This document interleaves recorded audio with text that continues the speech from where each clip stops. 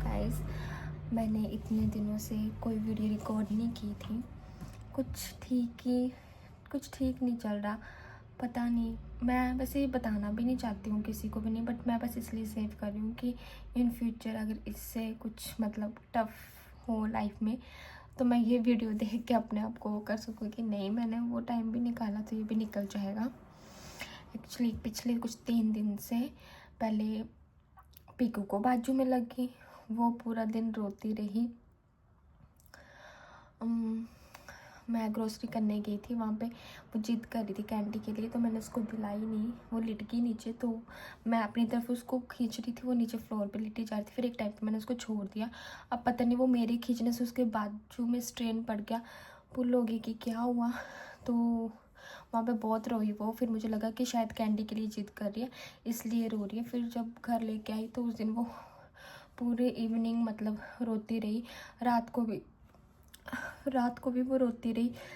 मैंने उसको पैरासीटामोल दी और उसकी बाजू पे बैंडेज से बांध के थोड़ा सी आयोडेक्स लगा के कि आराम पड़ जाए। मैंने लगा सुबह तक फ़र्क नहीं पड़ेगा तो मैं इसको डॉक्टर के पास ले जाऊंगी, बट कोई स्वेलिंग वगैरह कुछ भी नहीं थी। और सवेरे भी वो बहुत ज़्यादा उसने मतलब रोना शुरू कर दिया। तो मेरे हस्बैंड काम पे चले गए थे 5 बजे। तो मैं वेट करती कि अगर आज पूरा दिन ठीक नहीं होगी तो शाम को उसको ले जाऊंगी हॉस्पिटल उनके साथ, क्योंकि इस टाइम पे अकेले नहीं जा सकती हूँ मैं कहीं पे भी, मेरे से नहीं हो पा रहा है।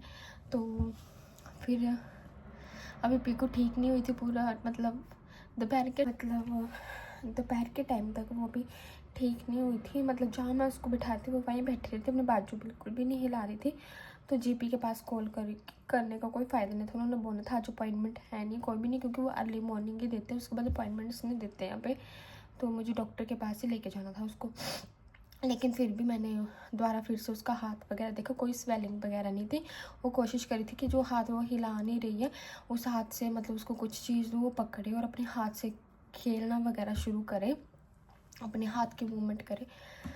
तो दोपहर तक शाम मतलब 2-3 बजे तक थोड़ा सा वो लग पड़ी अपना हाथ इधर उधर करने। तो मेरे को ये हुआ कि नहीं अब ठीक हो जाएगा शाम तक।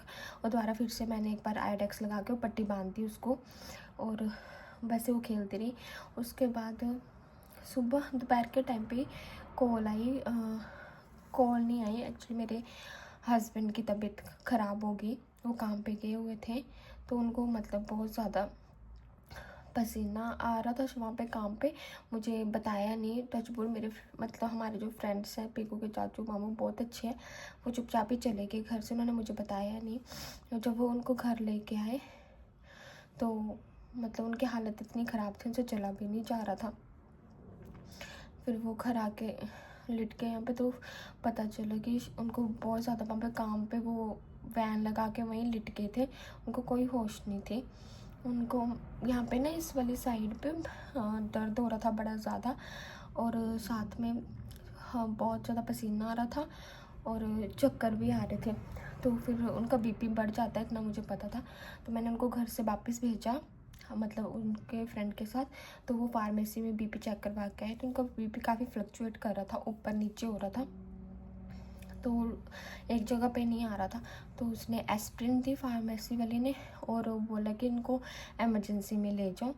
तो उससे पहले वो वहीं पे काम पे वो एम्बुलेंस को कॉल वगैरह कर चुके थे, क्योंकि उनकी तबीयत ज़्यादा ख़राब हो गई थी वहाँ पे। बट एम्बुलेंस कहाँ आती है, आई नहीं एम्बुलेंस। तो फिर वो उनको कृष्ण गए ही नहीं खुद हॉस्पिटल, तो उनको घर ले आए।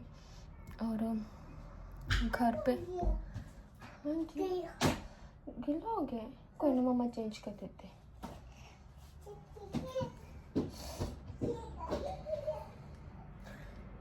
उसके बाद वो उनको घर ले आए थे। फिर जब बीपी चेक करवाया तो ऊपर नीचे आ रहा था, उसने एस्प्रिन दे दी।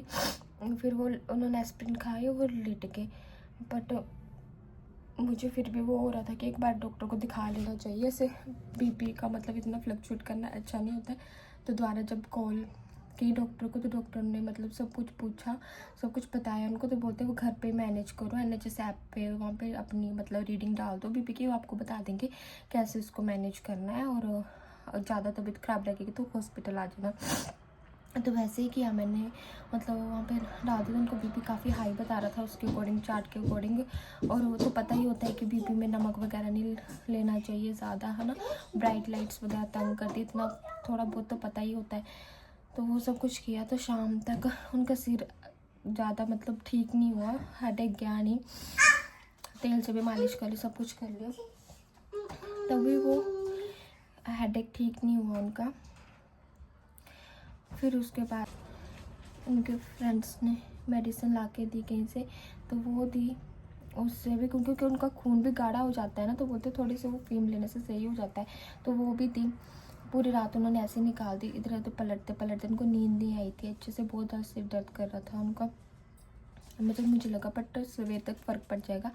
जब मॉर्निंग में उठे, मैंने बस अभी ब्रश ही किया था और पीकू को ब्रश करवाया, वो ब्रश करके बाहर आए, टेबल पे बैठे और बोलने लगे कि मेरा सिर बहुत ज़्यादा दर्द कर रहा है, बहुत ज़्यादा। नहीं तो वो ऐसे हैं कि थोड़ा बहुत सर दर्द करे, जुकाम हो जाए, सर्दी, वो परवाह ही नहीं करते हैं, बिल्कुल भी नहीं। लेकिन उस दिन इतना ज़्यादा उनका सिर दर्द कर रहे, देखते देखते मतलब वो इतने तड़प रहे थे सिर दर्द से, मेरे से देखा नहीं जा रहा था। मैंने फिर संडे का दिन था वो, फिर मैंने उनके फ्रेंड्स को ऊपर रहते हैं वो ऊपर वाले फ्लोर पे, मैंने उनको आवाज़ लगाई कि कृष्ण की तबीयत ज़्यादा ख़राब हो गई, इनको हॉस्पिटल ही ले जाओ, ठीक नहीं है ये। तो वो आए भाग के, तो मैंने उससे पहले एक इनको पैरासीटामोल दी थी सर दर्द के लिए कि ठीक हो जाए, बट वो वॉमिटिंग में निकल गई पूरी, और साथ में फिर से उनको बहुत ज़्यादा स्वेटिंग होने लग पड़ी, फिर से यहाँ पे बहुत ज़्यादा दर्द और मुँह पूरा फूल गया था। फिर वो उनके फ्रेंड्स आए, फिर वो बड़ी जल्दी उनको हॉस्पिटल ले गए, और थैंक गॉड उस दिन हॉस्पिटल में ज़्यादा भीड़ नहीं थी, तो उनका नंबर जल्दी आ गया। तो उन्होंने पूरे ब्लड टेस्ट करवा दिए, सीटी स्कैन वगैरह करवा दिए, ईसीजी भी करवा दी, और साथ में पेन के लिए वहाँ पे 2 पैरासीटामोल स्टैट में दे दी, बट उनको फ़र्क नहीं पड़ा। फिर उन्होंने कोडीन दी, उससे भी फ़र्क नहीं पड़ा। फिर उन्होंने दोबारा वहाँ पे ड्रिप चला दी कि उससे फ़र्क पड़ जाएगा, और साथ में एक एंटीबायोटिक वगैरह दे दी। तो स्कैन की रिपोर्ट 12-1 बजे आई, 12-1 बजे आई स्कैन की रिपोर्ट। इसमें पता चला कि उनको यहाँ पे स्वेलिंग हो गई है, सिक्रीशंस अकोमुलेट हो गई। जैसे हमें सर्दी जुकाम होता है तो हमारी सिक्रीशंस निकल जाती हैं, इनके साथ ऐसा नहीं है, इनको सर्दी जुकाम होता ही नहीं है, पता नहीं अंदर ही रह जाती। तो डॉक्टर बोलने लगे कि शायद वो हो गया। और इससे पहले उन्होंने बताया कि सिम्टम्स देख के तो ऐसा लग रहा है जैसे उनकी ब्रेन की कुछ आर्टरी है वो बल्ज आउट हो चुकी है, स्वेलिंग हो गई है उसमें, और वो शायद, मैं मतलब बोलना भी नहीं चाहती कि वो फट ना जाए।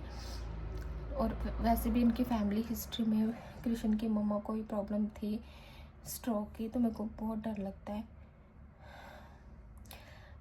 फिर थैंक गॉड वो बोल रहे थे कि बस सिक्रीशन से, लेकिन साथ में उनको आई साइट में भी प्रॉब्लम आ रही थी, उन्होंने आई साइट के टेस्ट के लिए भी बोला है।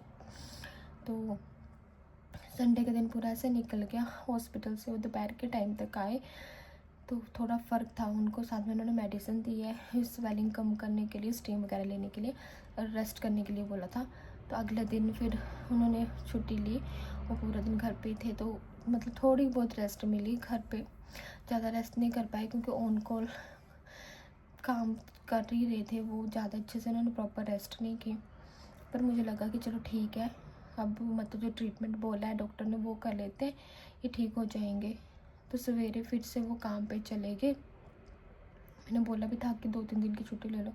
हाँ, सुबह फिर से काम पे चले गए, फिर से उनको सेम वैसे ही हो रहा है, सेम वैसी चीज़ हो रही है। और साथ में कल आई टेस्टिंग के लिए गए थे, उनका उन्होंने ऑफ लिया था, तो हमने सोचा कि वो भी करवा लेते हैं साथ साथ में। तो वहाँ पे जो आई चेक करने वाले थे वो बोल रही थी कि कुछ क्लियर नहीं दिख रहा, उसने 2-3 बार टेस्ट किया, पता कुछ क्लियर नहीं दिख रहा, समझ नहीं आ रहा। बोलते जिस दिन ऑफ होगा नेक्स्ट टाइम फ्री होंगे उस टाइम आना। तो वो भी पेंडिंग है अभी, पता नहीं क्यों वो आई साइड सही नहीं है उनकी, एक साइड के आ रही। और आज भी उनकी तबीयत फिर से काम पे ख़राब होगी, फिर से वो जो फ्रेंड्स हैं उनके वो गए हैं उनके सपोर्ट के लिए, और मैं घर पे बैठे बैठे सोची जा रही हूँ क्या करूँ क्या ना करूँ। साथ में मेरी अपॉइंटमेंट्स हैं, कल मैं अपनी वैक्सीनेशन करवा के आई हूँ, फिर से मेरी अपॉइंटमेंट है 10 को।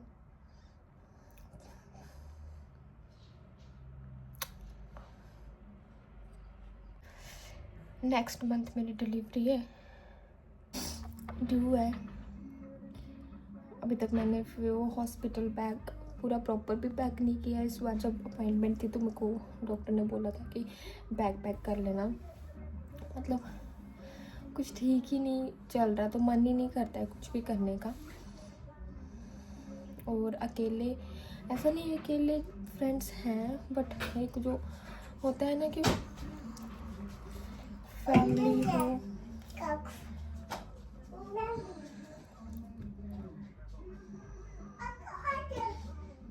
मैं बहुत ज़्यादा इमोशनल हूँ